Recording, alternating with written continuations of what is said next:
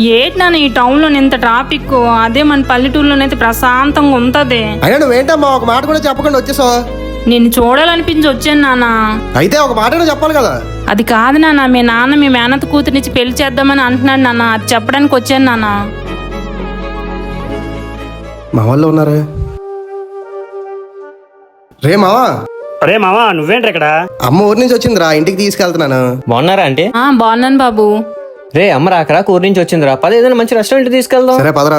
అయ్యో ఎందుకు బాబు రెస్టారెంట్? నా కొడుక్కి నా చేత్తో వండి పెట్టి చాలా రోజులైంది. మీరు నా కొడుకు లాంటోలే, మీ అందరికి నా చేత్తో వండి పెడతాను, పదండి బాబు. సరే అమ్మా.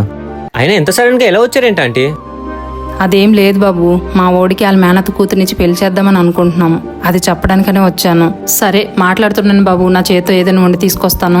ఏరే కొత్త వేలు కొడుక, మీ అమ్మ అంత మంచి శుభవార్త చేస్తే చిరాకున్నావు. చిరాకు కాకపోతే ఇంకేంట్రా, ప్రతి తండ్రి ఇంట్లో కూతురుంటే భారం తగ్గుతుంది అనుకుని పెళ్లి చేసుకుని పంపిస్తాడు, కానీ మా నాన్న నన్ను ఒక భారం అనుకుని పెళ్లి చేద్దాం అనుకుంటున్నాడు. రే నువ్వు మీ నాన్నకు భారం అవ్వడం ఎట్రా?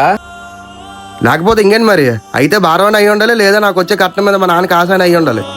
ఏం మాట్లాడుతున్నారా మీ నాన్న కోసం? నువ్వు తెచ్చే కట్నం కోసం మీ నాన్న ఆశపడుతున్నాడా? ఆ డబ్బు కోసం ఆశపడేవాడైతే రాత్రి పగలు కష్టపడి నేను ఇంత గొప్పవాడు చేసేవాడు కాదు కదరా.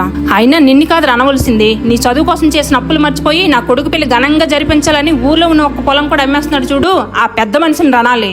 పొలం అమ్మడం ఏంటమ్మా? మరేం చేయమంటావురా? ఆ పిచ్చోడికి కొడుకు అంటే ప్రేమ కదా, ఈ కొడుకు కోసం ఏదైనా అమ్మేస్తాడు. ఒరే అయినా నీకు అతని విలువ తెలియాలంటే ఖర్చు పెట్టే కొడుకు స్థానం నుంచి బాధ్యతగా కష్టపడే తండ్రి స్థానానికి ఎప్పుడైతే నువ్వు వెళ్తావో అప్పుడు తెలుస్తుందిరా నీకు ఆ తండ్రి అంటే ఏంటో.